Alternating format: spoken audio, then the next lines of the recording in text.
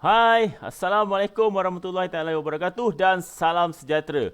Okey, pada kali ini kita akan teruskan pembelajaran matematik tahun 2. Topik kita pada hari ini ialah waktu, iaitu perkaitan waktu. Okey, mari kita lihat apa itu perkaitan waktu, apa kaitan hari dan jam dan hari. Kita jumpa selepas ini. Stay tune. Check it out. Yes.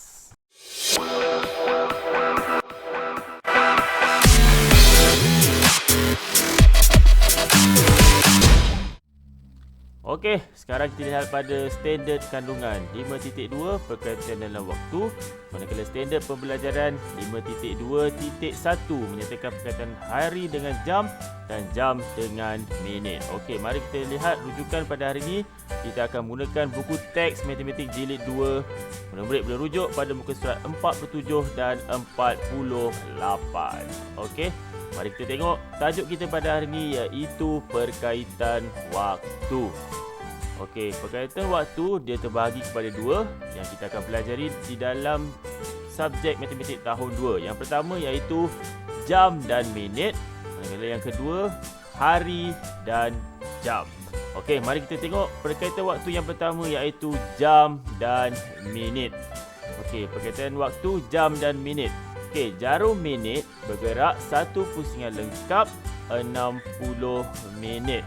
Maksudnya di sini, jarum minit bila dia mula daripada 12, dia akan pusing satu pusingan lengkap macam gambar di sebelah kita lihat. Setiap pergerakan ke nombor yang dinyatakan pada jam analog ni, kita dah belajar sebelum ni, setiap tu dia ada 5 senggatan bersamaan 5 minit. Jadi kita akan kira 12 dia bergerak ke 12, dia akan bersamaan dengan 5, 10, 15, 20, 25, 30, 35, 40, 45, 50, 55 sampai boleh ke 12, dia akan jadi 60 minit. Jadi 60 minit sama dengan 1 jam. Okey, jarum jam bergerak dari 3 hingga 4 ialah 1 jam. Maksudnya jarum yang pendek ni, yang 3, dia pergi ke nombor 4 yang di sebelah. Okey, 3 dia akan jadi 4, dia bersamaan 1 jam. Okey, kita lihat contoh yang seterusnya. Okey, kita ingat dulu jarum minit bergerak satu pusingan lengkap 60 minit. Jadi 60 minit sama dengan 1 jam. Okey, kita tengok jam kat sini. Kita tengok ada jarum minit tunjuk pada nombor 12, pada jarum jam atau jarum minit nombor 1, jadi kat sini dia pukul 1. Jadi soalan kat sini, 1 jam selepas pukul 1 ialah pukul berapa? Okey, maksud dia nombor 1 jarum pendek ni nak pergi sebelah dia. Yang macam kita dah pelajari tadi, untuk pergi jarum jam, untuk pergi nombor ke sebelah dia, dia akan jadi sama dengan 1 jam. Ataupun jarum panjang atau jarum minit, dia akan pusing satu pusingan bersamaan 60 minit. Jadi jawapan dia dekat sini. Okey, dia akan jadi pukul 2. Sebab apa? Okey, jarum panjang dia akan bergerak satu pusingan 60 minit. Okey, 1 jam selepas pukul 1 ialah pukul 2. Okey, kita tengok contoh yang seterusnya. Okey, tinggal lagi sekali, jarum minit bergerak satu pusingan lengkap 60 minit. 60 minit sama dengan 1 jam. Okey, kita tengok soalan pada sini. Okey, dekat sini ada jam menunjukkan waktu dia pukul 7. Sebab jarum pendek nombor 7, jarum panjang nombor 12, jadi pukul 7. Jadi soalan kat sini, 1 jam selepas pukul 7 ialah pukul berapa? Okey, maksud dia jarum minit akan pusing satu pusingan dan jarum jam akan bergerak satu ke depan, 7 pergi ke depan. Okey, jadi dia akan jadi pukul berapa? Okey, dia akan jadi pukul 8. Senang saja. 1 jam maksudnya jarum pendek bila bergerak satu nombor ke hadapan, dia bersamaan 1 jam.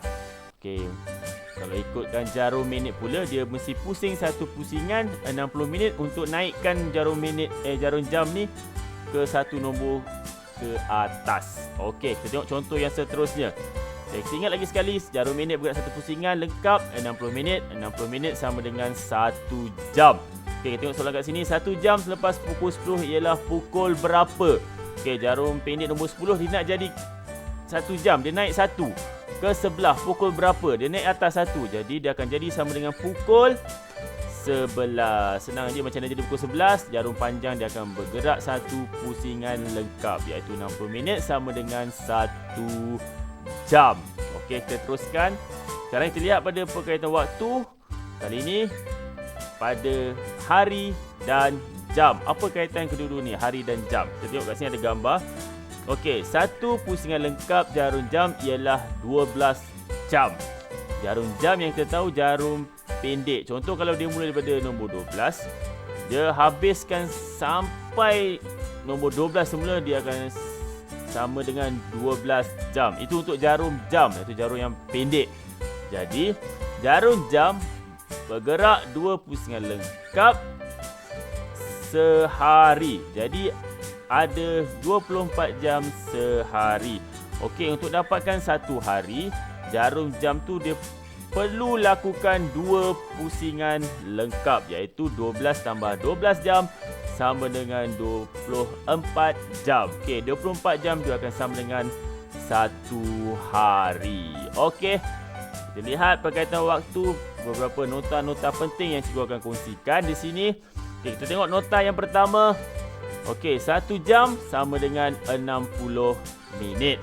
Okey, kemudian nota yang kedua, 1 hari sama dengan 24 jam. Kita dah belajar tadi, 1 hari maksud dia jarum jam tu dia perlu lakukan 2 pusingan lengkap. 1 pusingan 12 jam, 2 pusingan jadilah dia 24 jam. Okey, kita tengok nota yang seterusnya. Okey, suku jam sama dengan 15 minit. Ini kita dah belajar awal-awal dulu, suku jam 15 minit. Okey, dan last sekali nota yang perlu kita ingat, setengah jam sama dengan 30 minit. Ini pun kita dah belajar awal-awal dulu. Ini sebagai peringatan. Jadi, keempat-empat nota-nota penting ni kita perlu ingat sampai bila-bila. Okey, itu saja perkongsian cikgu pada hari ini. Diharap murid-murid enjoy. Jika ada sebarang soalan, boleh terus tanya kepada cikgu atau komen di bawah. Okey, jumpa lagi dalam sesi yang akan datang. That's all for today. Terima kasih. Assalamualaikum. Bye-bye.